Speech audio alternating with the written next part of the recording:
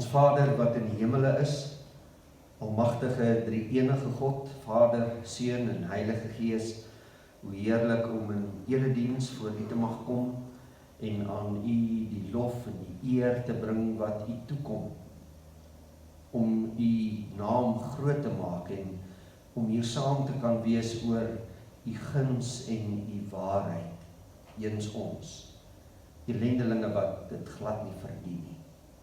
Trouwe Vader, ons dankie dat U in U genade ons aansien in Jesus Christus ons Here en dat U ons nie onbetuigd laat nie. U gee aan ons U woord. Die woord is volmaak en dit bekeer die siel. Die woord is 'n waaragtige getuienis wat aan die eenvoudiges wysheid gee en die oë van blindes verlig. U woord is 'n kragtige middel tot saligheid vir almal wat dit glo.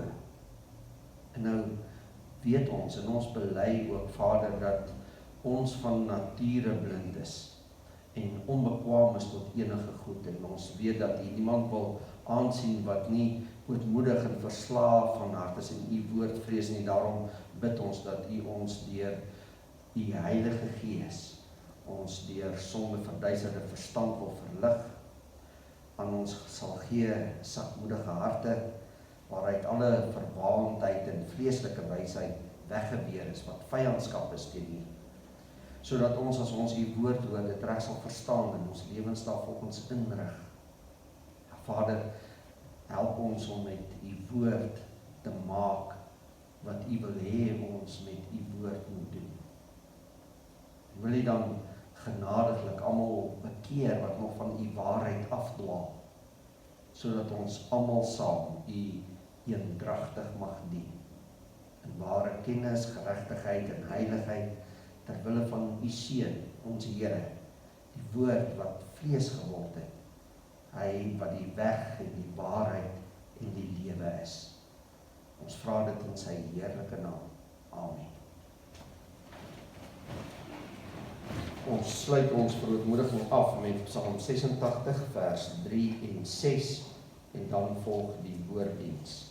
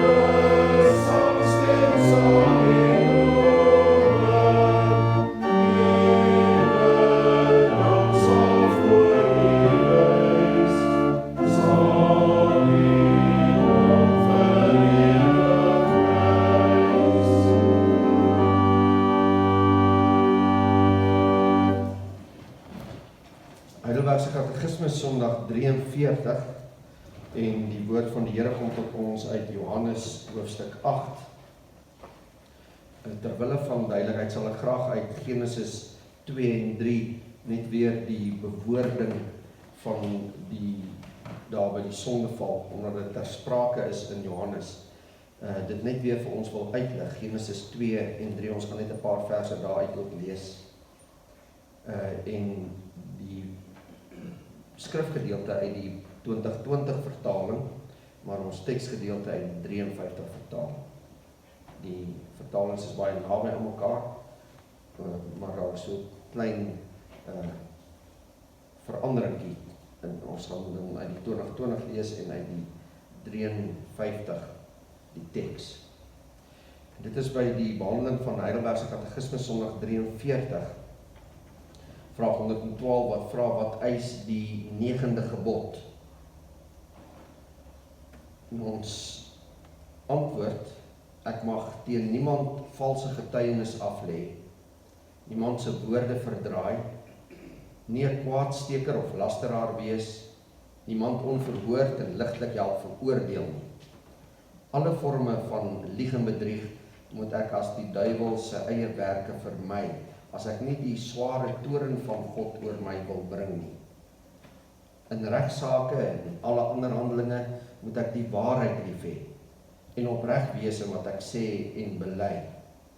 My naaste se eer en goeie naam moet ek na my vermoë verdedig en bevorder. Dan die woord van die Here uit Johannes 8. Ons lees van vers 31 uit die 2020 vertaling. Ons teksvers uit die 53, ons sal Genesis ook uit die 53 lees. Johannes 8 vers 31, toe het Jesus vir die Jode wat hom geglo het gesê, as julle in my woord bly, is julle waarlik my disippels. En julle sal die waarheid ken en die waarheid sal julle vrymaak. Hulle het hom geantwoord, ons is die nageslag van Abraham, was nog nooit iemand se slawe nie. Hoe kan u sê julle sal vry word? Jesus het hulle geantwoord, amen, amen, ek sê vir julle, elkeen wat sonde doen, is 'n slaaf van die sonde. En die slaaf bly nie vir altyd in die huis nie, maar die seun bly vir altyd. As die seun julle dan vrygemaak het, sal julle werklik vry wees. Ek weet dat julle die nageslag van Abraham is, maar julle probeer my doodmaak, omdat julle geen ruimte vir my woord in julle laat nie.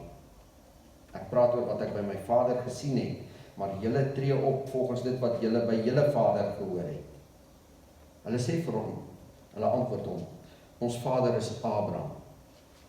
Jesus sê vir hulle, as julle werklik kinders van Abraham was, sou julle die dade van Abraham gedoen het. Maar nou probeer julle my doodmaak, vir my, wat die waarheid wat ek by God gehoor het aan julle verkondig. Dit het Abraham nie gedoen nie. Julle doen die dade van julle vader. Hulle het toe vir hom gesê, ons is nie uit oorspel gebore nie. Ons het een vader, naamlik God. Jesus het vir hulle gesê, as God julle vader was, sou julle my lief gehad het. Want ek het van God af uitgegaan en nou is ek hier. Ek het ook nie van my eie gekom nie, maar hy het my gestuur. Waarom begryp julle nie wat ek sê nie? Omdat julle my woorde nie werklik kan hoor nie. Julle kom van julle vader, die duiwel, en julle wil die begeertes van julle vader uitvoer. Hy was van die begin af 'n mensemoordenaar en hy staan nie by die waarheid nie, omdat daar geen waarheid in hom is nie. Wanneer hy die leuen vertel hy dit uit sy eie, omdat hy 'n leenaar en die vader daarvan is. Maar omdat ek die waarheid praat, glo julle in my nie. Wie van julle kan sonde by my uitwys? As ek die waarheid praat, waarom glo julle my nie? Hy wat uit God is, luister na die woorde van God. Om hierdie rede luister julle nie, omdat julle nie uit God is nie. Ons lees net tot daar en ons gaan ons teksvers herhaal, vers 31 in die 53 vertaling, sê, en Jesus sê vir die Jode wat in hom geglo het, as julle in my woord bly, is julle waarlik my disippels. En dan vers 44, dit is die katekismus steun ook daarop, julle het die duiwel as vader, en die begeertes van julle vader wil julle doen. Hy was 'n mensemoordenaar van die begin af en staan nie in die waarheid nie, omdat daar in hom geen waarheid is nie. Wanneer hy leentaal praat, praat hy uit sy eie, omdat hy 'n leenaar is en die vader daarvan. En dan kyk ons na dit wat Jesus hier sê in Genesis 2, vers 16.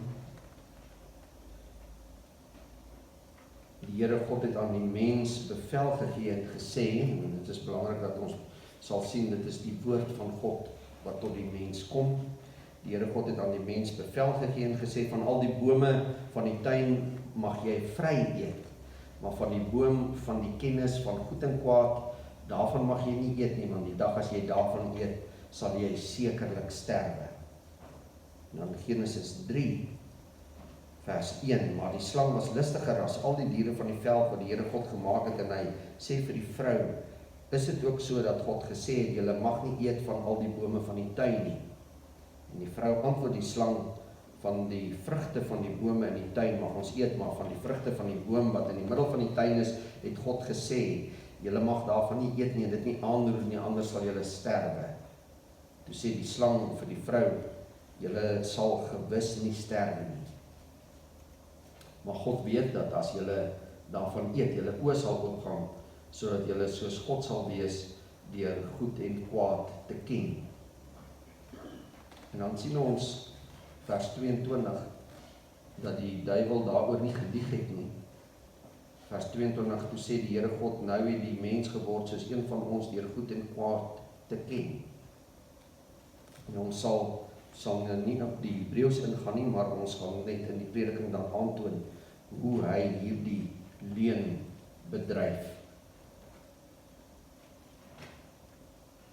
Liefdes in ons Here Jesus Christus, as ons Sondag 43 lees, dan sien ons, dit gee vir ons 'n lys van 'n klomp forme van valsheid of leuen leef of leuen bedryf, lieg, bedrieg. Daar's 'n hele lysie van goed. En al hierdie voorbeelde wat ons in Sondag 43 het, staan teenoor die waarheid. Jy mag geen valse getuienis teen jou naaste spreek nie, so sê die gebod. En hierdie valsheid, hierdie leuen, lieg en al sy forme van Sondag 43 staan teenoor die waarheid. En ons kan sê die 9de gebod verbied enige iets wat teenoor die waarheid staan. Die 9de gebod gaan ook oor die vraag, wat maak jy met die waarheid? Wat maak jy met die waarheid? Dit verbied enige iets wat teenoor die waarheid staan. En ons kan vra nou, hoekom is waarheid so belangrik? En dan is dit belangrik dat ons sal sien dat die waarheid ten nouste gekoppel is aan die persoon van Jesus Christus. As ons hierdie teksgedeelte lees, die perikoop vers 31 tot 47, dan sien ons 7 maal kom die woord waarheid hier in verband met Christus, dat hy dit doen, dat hy dit sê, dat hy dit verkondig, kom dit hier voor. En Johannes die Doper sê vir ons in hoofstuk 1 vers 17, die wet is deur Moses gegee, die genade en die waarheid het deur Jesus Christus gekom. En Jesus sê oor homself, bekende woorde wat ons ken, Johannes 14 vers 6, ek is die weg en die waarheid en die lewe.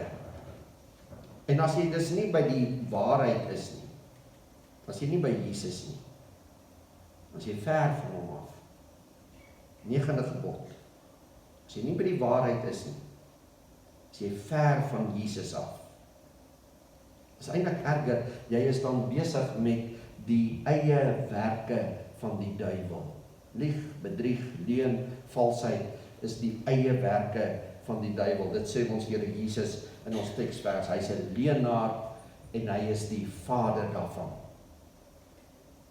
Die woorde van die begin af is hy 'n mensemoordenaar en 'n leenaar en die vader van die leuen. Vat ons dan terug na Genesis 2 en 3 waar ons hierdie meesterlike kuns van die vader van die leuen sien. God sê, en in die Hebreëus is dit nou presies dieselfde woorde. God sê, sekerlik sterwe. Jy sal sekerlik sterwe. Dis die woord, dis die waarheid wat God aan Adam en Eva dan ook bring. As jy van hierdie boom eet, sal jy sekerlik sterwe. Die duiwel kom nou en hy vra vir haar, is dit so dat God gesê het, en dit is natuurlik nou nie wat God gesê het, julle mag nie van die bome eet nie. Hier is al die pragtige paradys, maar julle mag nie daarvan eet nie. En dan bring Eva die woord, sy gee die woord, sy gee die waarheid weer, maar sy laat 'n baie belangrike woord uit. Die dubbelvorm van die Hebreëse sekswyse sekerlik sterwe is 2 keer die woordjie dood gaan. En Eva laat die sekswyse, die tweede, die woordjie, laat sy uit. En Satan korrigeer haar net. En hy sê, nee, sekerlik sterwe.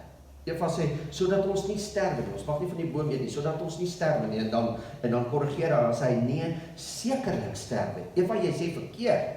En hy kan na die tyd net sê, maar ek het nie gelieg nie, Here, dit is mos so, jy het geweet, hulle oë sal oopgaan, en hulle sal goed en kwaad, nie weet, jy het gesê, sekerlik sterwe. Maar hierdie uitdrukking, nee, sekerlik sterwe, is ook vertaalbaar, nie sekerlik sterwe. Jy sal gewis nie sterwe nie. Terwyl Satan vir Eva korrigeer met die waarheid, is hy besig om die leuen te verkondig, wat die mensdom tot 'n val bring. En ons sien hoe hy met die waarheid omgaan. Hierin lê sy meesterlike kuns met die leuen.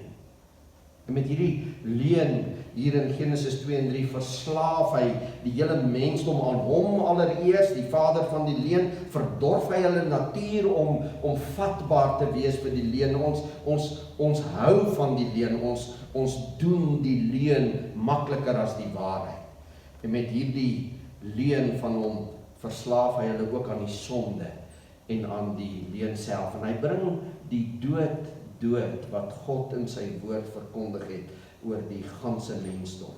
Hy verlei die mens tot 'n leunlewe. Die gedagte dat jy teen God se woord kan gaan en jy sal leef. Jy sal gewis nie sterwe nie.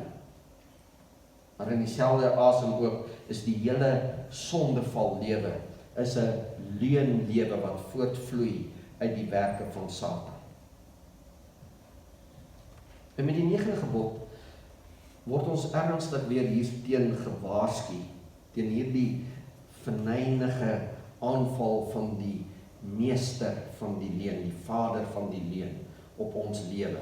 En word ons ook gedwing met God se wet, word ons gedwing om ons te toets, is ek by die waarheid, of is ek by die leuen? Is ek by Jesus? Of is ek by die werke van die duiwel? En nou kan ons deur die lysie gaan van Sondag 43 en ons kan maklik skotvry daarvan afkom, nie waar nie, dat nie een van hierdie dinge doen ek nie. Maar as ons na die teks toe gaan waarop Sondag 43 gegrond word, dan word dit 'n dringende vraag wat ons weer moet laat vra, maar is ek in my heiligmaking by 9de gebod gehoorsame omgaan met die waarheid, weg van die leuen? Leef ek die waarheid of leef ek die leuen? Johannes wys vir ons hier hoe gevaarlik hierdie werk van die vader van die leuen is. En ons moet nou mooi verstaan, geliefdes, hy het die mensdom nie toegelos nie, nadat hy met hierdie leuen die sondeval tot oor die mens gebring het en die dood oor die mensdom gebring het, dan kom God met die moederbelofte wat hy gee, dat daar 'n seun gebore sal word uit die vroue saad. Hy kom met die verbond waarin hy die uitverkorenes aan hom vasbind om hulle by die ewige lewe uit te bring. Hy kom met sy genade, hy kom met die vleeswording van sy seun. God kom met al die, kan ons sê, troewe teen hierdie leunlewe wat op die dood afstuur. En ons kan vra, maar wat gaan die vader van die leuen nou doen? Hoe gaan hy staande bly teen die waarheid? En dan sien ons sy slinkse taktiek hier in ons teksvers, ons teksgedeelte. En daarvoor wil ons elkeen in hierdie gemeente dringend waarsku, geliefdes, hy is so gevaarlik. Hy is so gevaarlik. Ons moet hierdie waarskuwing van ons teks moet ons ter harte neem. Die woorde in vers 44, as ons dit hoor, is nogal bietjie kras vir ons beskaafde oor, dat Jesus die verskriklike stelling kan maak om vir 'n mens te sê, julle het die duiwel as vader. Ek dink as jy dit vir iemand sê, jy het die duiwel as vader.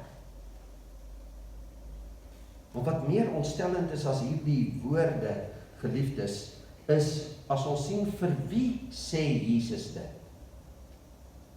En dit staan in vers 31.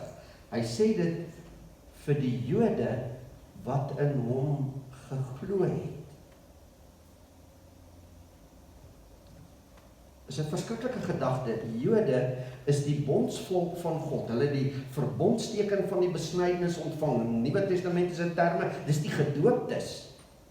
En asof dit nie erg genoeg is dat hy dit vir hulle sê nie, sê Johannes daarby, die Jode wat in hom geglo het. Geglo, in ons terme, hulle het belydenis van geloof afgelê. En hy sê vir hulle, julle het die duiwel as vader.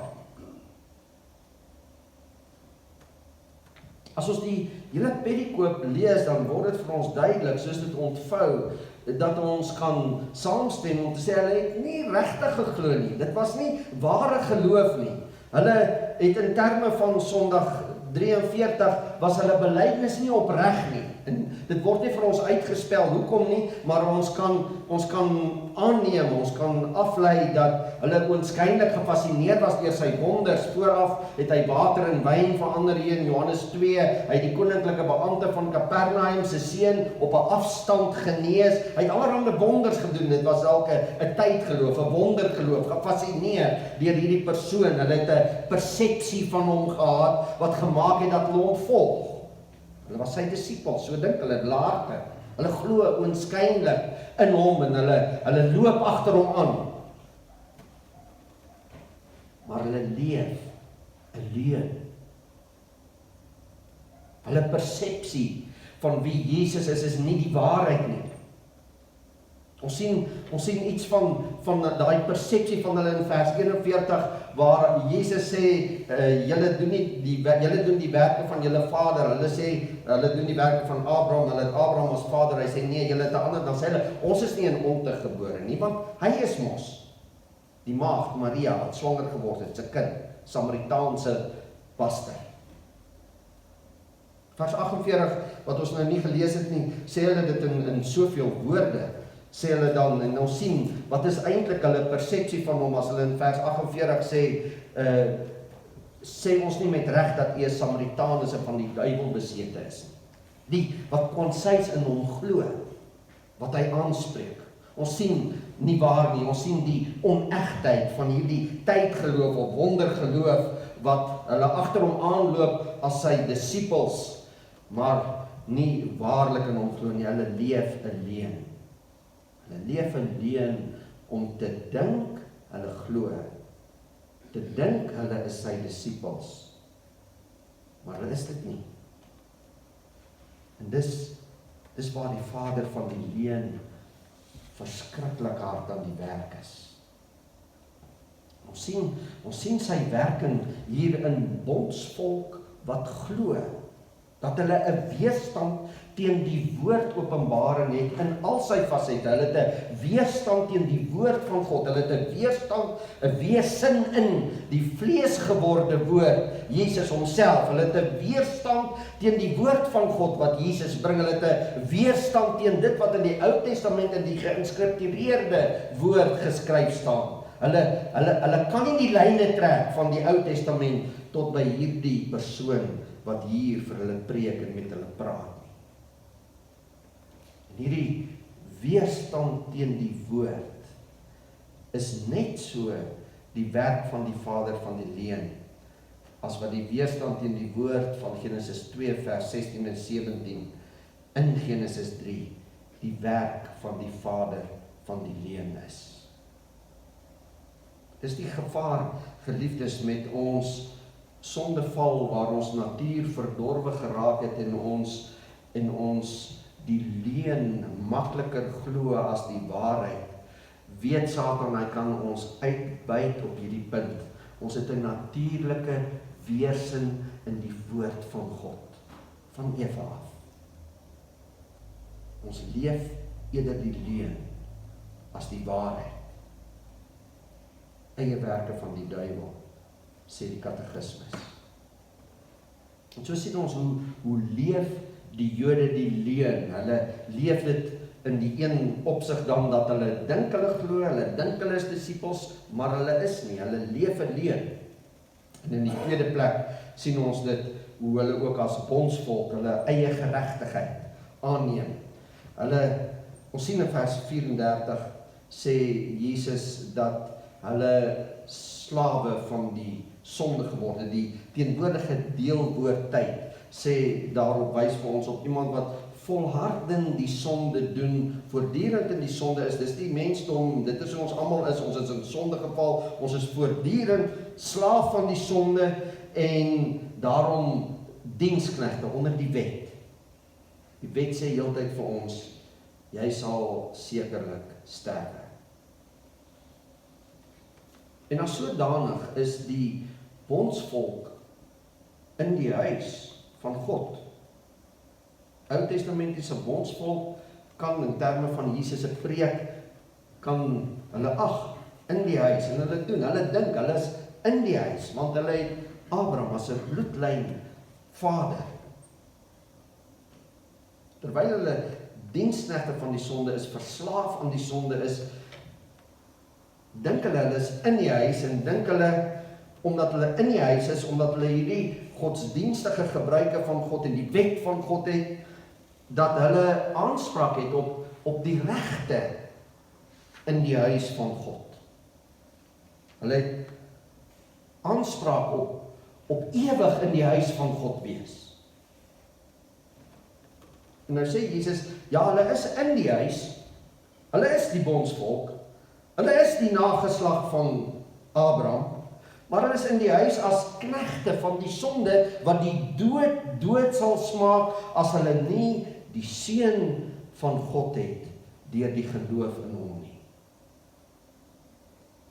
As hy hulle nie vry maak, tot die vryheid wat hy as seun by die Vader het nie.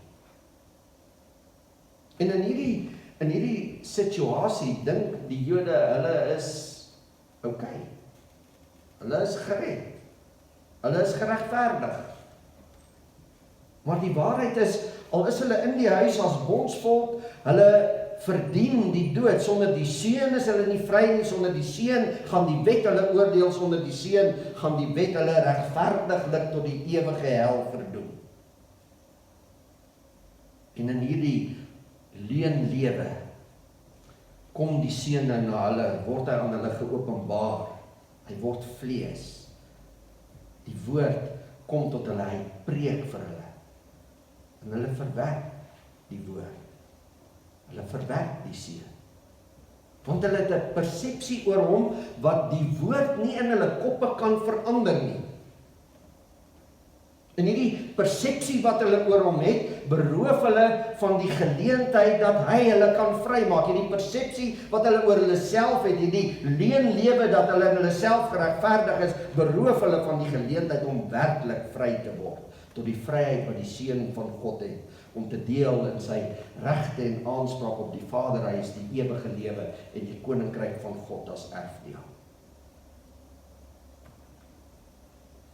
Jesus, die seun, gee hierdie vryheid deur die geloof in hom. En geloof is, bly in hierdie waarheid van my, dan is julle my disippels. Hy is die waarheid. Sy woord is die waarheid. Maar dit is hier waar Satan dan kragtig werk, geliefdes. Hierdie woord het nie vatplek onder hulle nie. Daar's nie in hulle harte ruimte vir die woord nie, as waarheid. Hulle is so onder die regering van die vader van die leuen, dat hulle nie die woord kan hoor nie. Hulle het nie kapasiteit om die woord te hoor en te doen nie.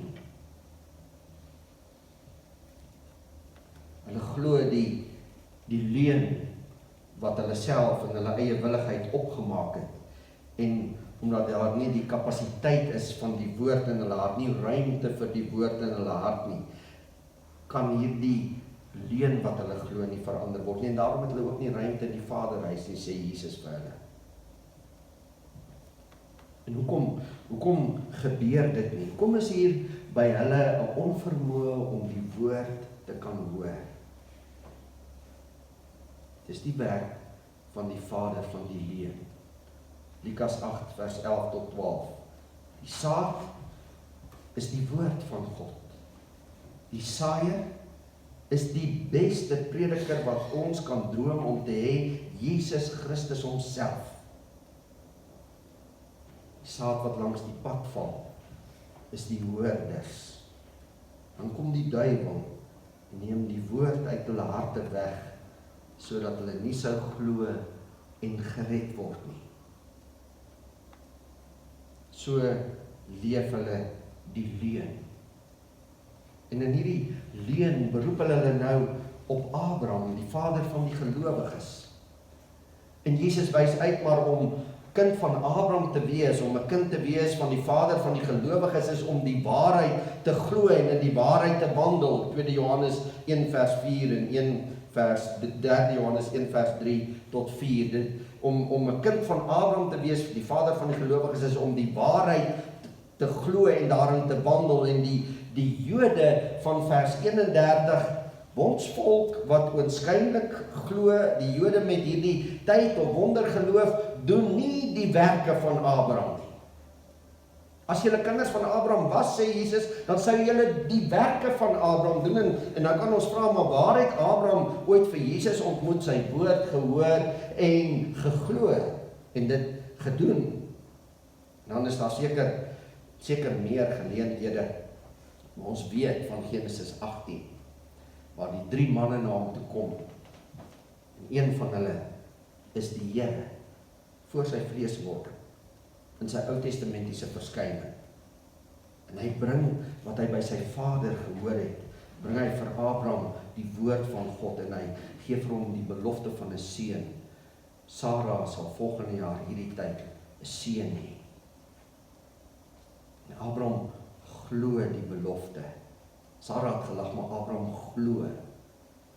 Dis die werk van Abraham. Dis wat Jesus soek by hierdie bondsvolk wat oënskynlik in hom glo. Wat maak jy met die waarheid van die woord van God wat tot jou kom?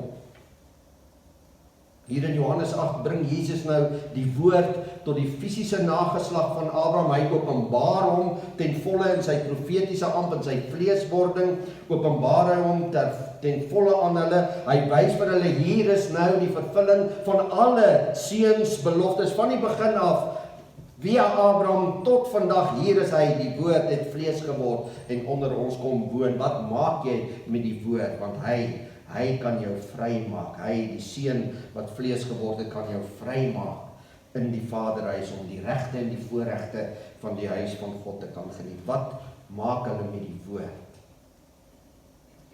Wat maak hulle met die waarheid? As nie plek vir die woord in hulle harte nie. Hulle is so onder die invloed van die leuen en onder die invloed van Satan, dat hulle die waarheid wat Christus bring nie kan bevat nie. Die waarheid is so vreemd aan hulle leenlewe, so ver verwyderd van hulle leenlewe, dat hulle nie eers die gesprekstrang, die redenasie, die diskurs waarin Jesus hier die waarheid tot hulle bring, kan verstaan nie. Hulle verstaan nie sy preek nie. Gebruik hy die mooiste beelde, die mooiste spraak. Hulle begryp nie wat hy sê nie. Derhalwe neem hulle nie notisie van die waarheid nie, geliefdes, want hulle staan nie in die waarheid nie, hulle is ver van Jesus af. Hulle ken hom nie en waarvoor hy staan. Hulle leef die leuen.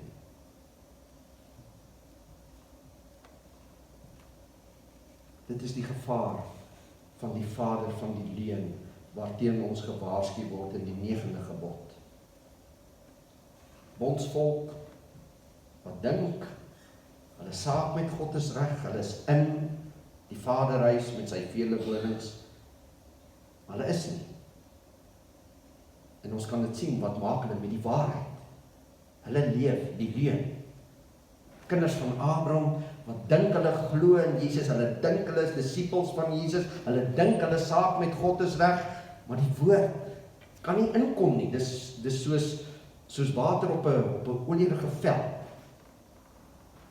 Die woord kan nie inkom nie, dit nie ingang nie. Jy kan niks vir hulle preek wat hulle harte of hulle lewens gaan verander nie. Want hulle leef die leuen. Hulle is nie okay nie. Hulle saak met God is nie reg nie.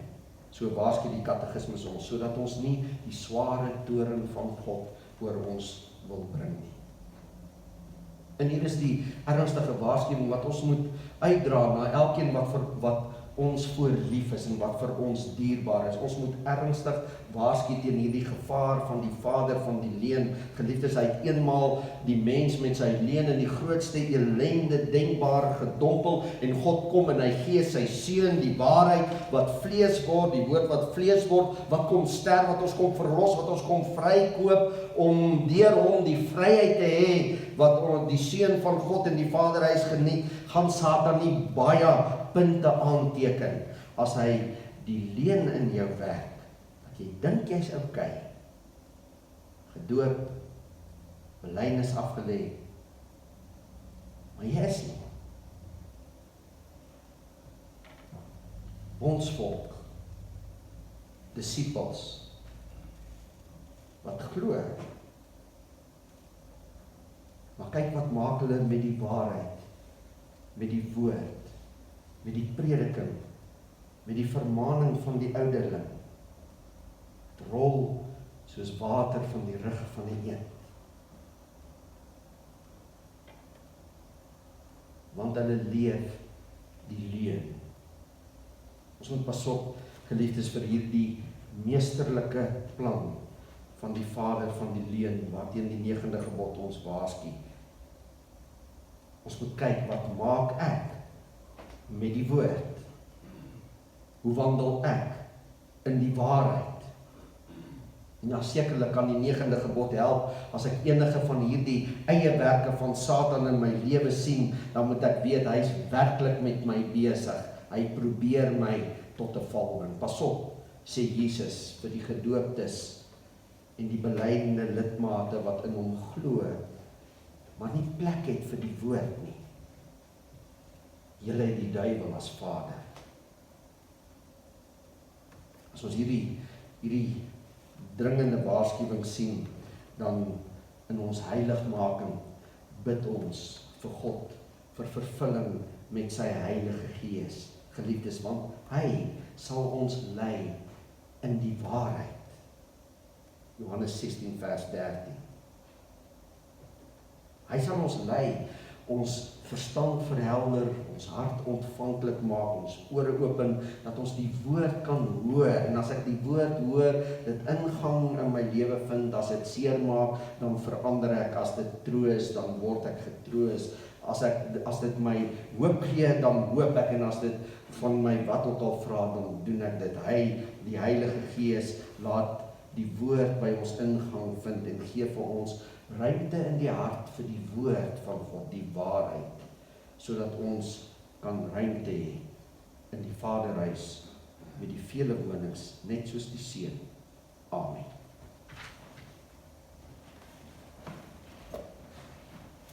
Kom ons antwoord met Psalm 119 vers 19 en 22, en dan bid ons saam.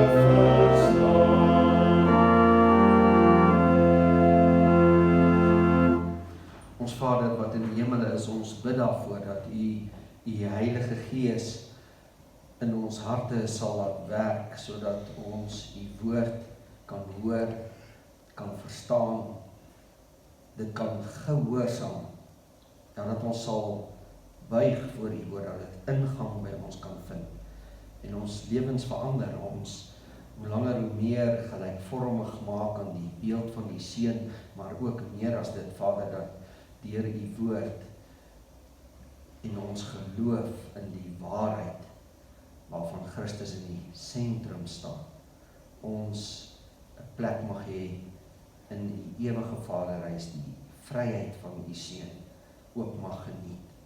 Hoor ons, Here, en beskerm ons, bewaar ons teen die aanvalle van Satan, sy meesterlike leenplan, waarmee hy U kinders, gelowiges probeer bluf, en wil U gee dat ons in alle erns, ons ook van 'n leenlewe sal bekeer, en in die waarheid wandel, die waarheid sal lief hê, dit sal omhels, en dit sal leef.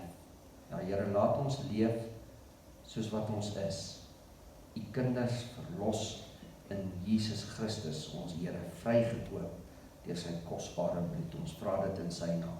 Amen. Ons slot Psalm 119, vers 50, 51 en 59.